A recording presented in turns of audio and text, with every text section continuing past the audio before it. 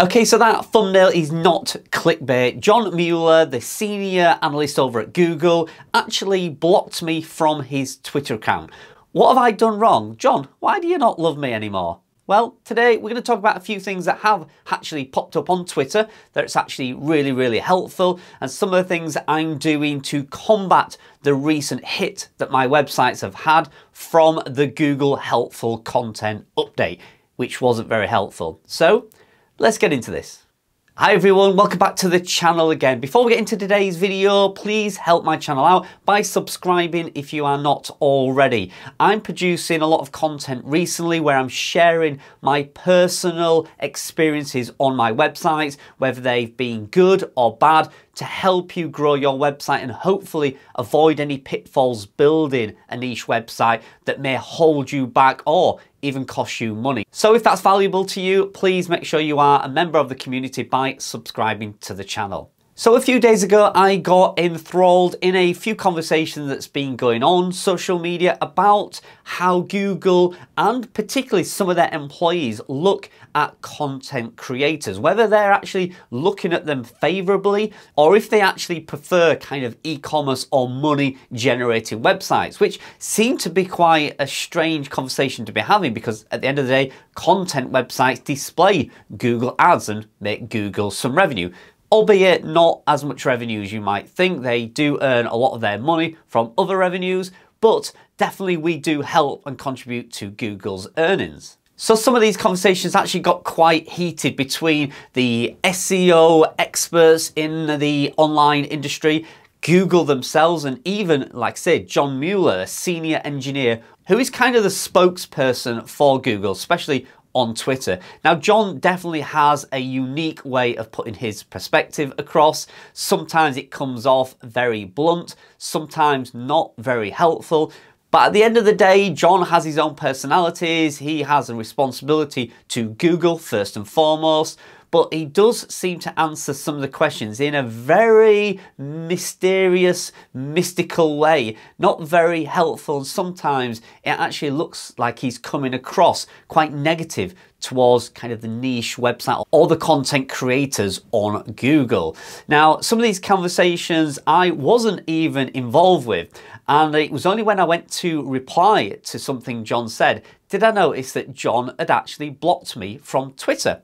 Now, this is quite strange because I've not really had any very negative conversations with John. I have had one in the past where I noticed feature snippets had disappeared and John said there wasn't a reversal or a ban on feature snippets. Then he came out and said there actually was, and it was spotted by me and also Chris from Niche Safari, another blogger who also spotted the same thing that I did, that some sites basically had a ban on featured snippets. I went from having hundreds of featured snippets on a website to overnight nothing, no feature snippets across my entire site.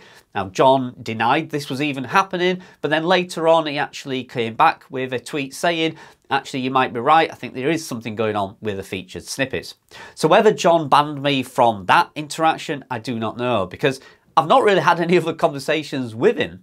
And the strange thing is some people on Twitter that have had some very argumentative conversations. I know Jamie IF is one that's got into quite some heated and controversial discussions with John on Twitter, has not been banned. But poor old me, John doesn't like me for some reason and I've got banned. And hey ho, that happens in life and I'm not going to take it personally. So not taking it personally is also something I want to cover in this video. So I've seen a lot of conversations from SEO experts, or these are people really that just have a lot of experience in SEO, because I don't know how you become an SEO expert. Do you do a degree? Do you do an online course to become an SEO expert? I'm not sure, but these are people that have had a lot of experience in the SEO community and the industry and have had some good successes, and they share their opinions as these so-called experts. Now, I've asked a few people to actually look at my website and see why they think it got hit. There are so many opinions going around on social media at the moment. People saying things like, you're putting ads above the fold. Well, so does like the New York Times and Forbes. They all put ads above the fold and they didn't get hit. People also saying that it was down to lack of EEAT. Yet some sites I've seen that have very good EEAT have also been hit, so that kind of rules that out. Some people also said having ads of any description on your site is the reason you got hit. Well, my travel site did not have any ads. If you remember, I was going through a period where for the last 3 or 4 months I've not had ads on that site as a test, yet it still got hit. And there are endless reasons why people think your site may have got hit in the helpful content update. And at the end of the day, we're all guessing. Like, we're all having a guess at what it could be.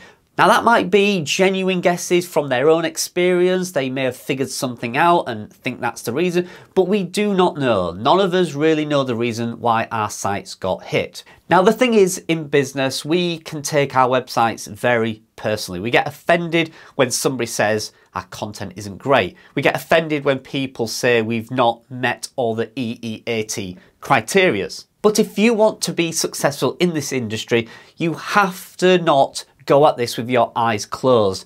You have to open your eyes to advice, even if it hurts a little bit. You have to be open to receiving helpful advice. Now, a good friend of mine, Kasha Dash, who's actually appearing at the Affiliate Gathering, he will be there on the 10th of May in York speaking on stage. Kasha is really good at ranking very difficult websites. So niches in the space like gambling, sport, news, that kind of niche, which is very, very difficult to do. And he's had a lot of success doing that. So he reached out to me and said, Cal, let me have a look at this site that's been hit. Let me see if I can see any things that's wrong.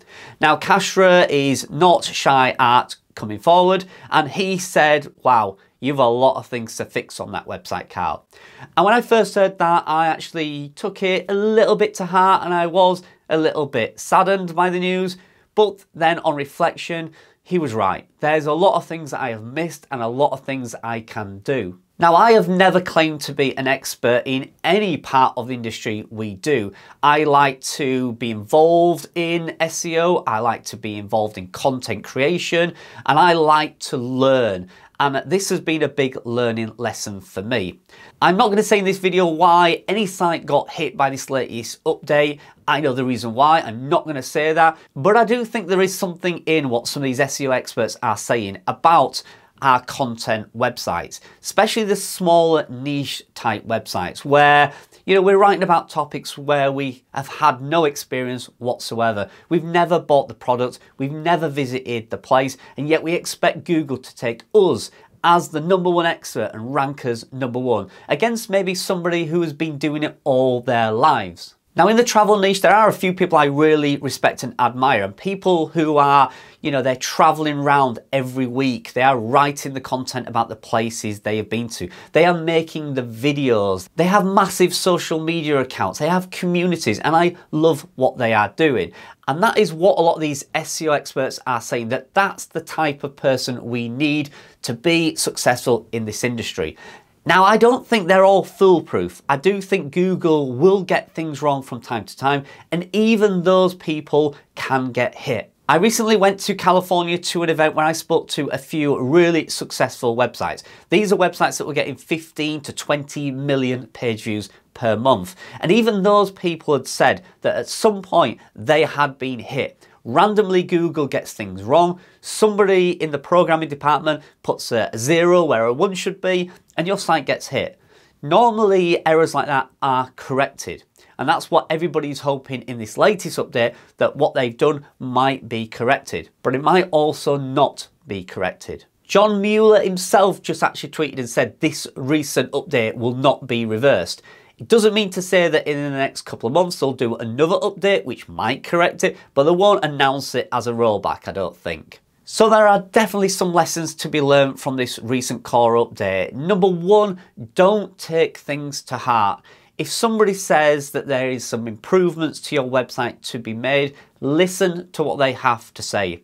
I've already started implementing some changes on my website. For instance, my website homepage in the travel niche basically just said home. So the meta description had nothing to do with travel in it. It had nothing to do with hotels and resorts. It mentioned nothing like that. And Google even says your website homepage needs to give us some information what you are all about.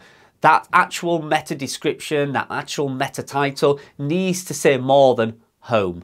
So, there's a very basic, simple error that was on my site, spotted by an SEO expert within seconds. And if I want to be successful, I need to listen to people. In all walks of life, there are people who can help you. Even the best elite athletes and sports personalities, for instance, golfers, they have coaches. Business people have consultants. Some of the biggest and most successful companies in the world outsource to consultants who are experts in certain field. Now, I hate using that word expert because I don't believe everybody is an expert. I think we're all learning, we all have our opinions, but certainly if somebody can give you some advice, whether that be paid for or free, I do think it's worth listening to, and I do not want you to take it personally.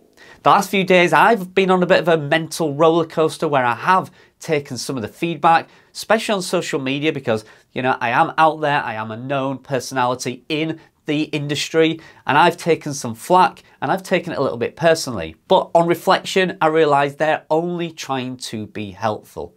Now, there are some negativity from some people that just isn't warranted. You are going to get those people, those Debbie Downers, who actually just say everything's terrible, you're rubbish, you should give up, get out of the space. Don't listen to them. Listen to the ones that are offering you helpful, constructive advice or even criticism. And if it's warranted, take action on it. Don't give up. Actually work at it. There is a reason your website may have got hit. We do not know exactly what that is now, but every single thing you can do on your website to improve it is one thing less you have to worry about. You can tick that off the box and say, I have not been hit for that, because that is good. So I hope this video helps you. Like I say, if you've enjoyed this video, please give it a thumbs up. Comment below, have you actually recovered from the update? I know a couple of my friends are seeing improvements. I personally have not, but I'm not going to be disheartened. I am pretty sure the next rollout, I will see some improvements, and hopefully we'll get that traffic back, maybe even better than it ever was before.